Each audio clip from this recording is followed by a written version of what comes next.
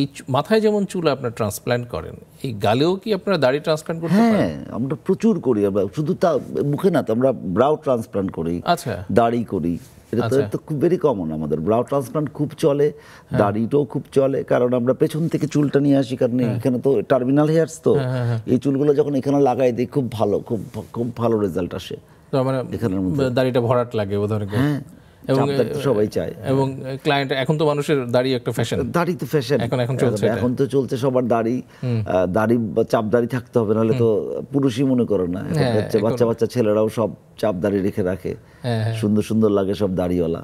দাড়ি ছাড়া তো আমি তুমি যুগ পার হয়ে গেছে। আচ্ছা, তো এখন মানুষ এটা করছে এবং এটা আপনারা ট্রান্সপ্ল্যান্টের মাধ্যমে। হ্যাঁ, এটা খুবই পপুলার। গালে যদিও এটা ভেরি স্পেশাল স্কিল, কারণ এটার অ্যাঙ্গেলটা বুঝতে হবে, এটাকে ঠিক মতো করে বসাতে হবে। ইয়ে হয় না কোনো মানে দাগ হয়ে যাওয়া বা স্কার হয়ে যাওয়া? যখন দাড়ি লাগাই প্রবলেম না, অনেক সময় উল্টা করি আমরা। মাথার পুরো সব চুল পড়ে গেছে, কোথাও মাথার পেছনে ঠিক মতো নাই, মানে ডোনার এরিয়াতেও চুল খুবই কম বা থিনিং হয়ে গেছে, তখন সেই ক্ষেত্রে আমরা অনেক সময় যদি অনেক বেশি চাপ দাড়ি থাকে, অনেক বেশি দাড়ির গিয়ে থাকে, তাহলে আমরা এখান থেকে চুল, দাড়ি থেকে চুল নিয়ে মাথায় লাগাই দেই। আচ্ছা আচ্ছা আচ্ছা। আবার তার আরো যদি শর্ট পড়ে, তাহলে যদি বুকে যদি অনেক লোম থাকে ঠিক থাকতে, যদি এবং যে মানে রাজি থাকে যে ভাই আমার বুক থেকে নিলে কোনো অসুবিধা, কারণ দেয়ার ইজ সাম, অনেক যদি লোম থাকে তাহলে ছোট ছোট তুললে স্কার গুলো ঢেকে থাকে, ওটা বোঝা যায় না। যদি কম থাকে সেটা নেওয়া যায় না, কিন্তু স্কার দেখা যাবে। দাড়িতেও তাই। আচ্ছা, তো এই জন্য আমরা অনেক সময় বুক থেকে বা মুখ থেকেও চুল দিয়ে মাথায় লাগাই দিই। বুঝতে পেরেছি।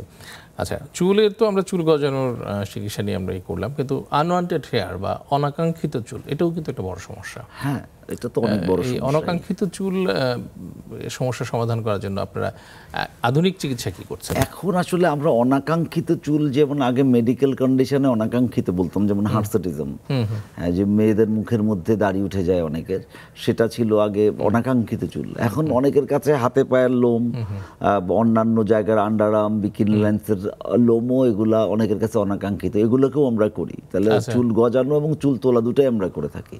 সেটার জন্য আসলে আমি যদি বলি যে অনেক কারণে মেয়েদের এখন তো আসলে বাংলাদেশে এই যে হরমোনাল কারণে, যেমন পিসিওএসটা বেড়ে গেছে অনেক বেশি, পলিসিস্টিক ওভারিয়ান ডিজিজ এবং পলিসিস্টিক ওভারিয়ান সিনড্রোম দুটোই অনেক বেশি বেড়েছে। সেই কারণে বাচ্চা বাচ্চা মেয়েদেরও অনেকেরই এই ধরনের বিরাট ধরনের প্রবলেম থাকে। তো মেডিকেল কন্ডিশন, এটা তো এটা আমরা হরমোনাল কজ বা যে কোনো কারণে হলে আমাদেরকে এগুলো লেজারের মাধ্যমে করতে হয়।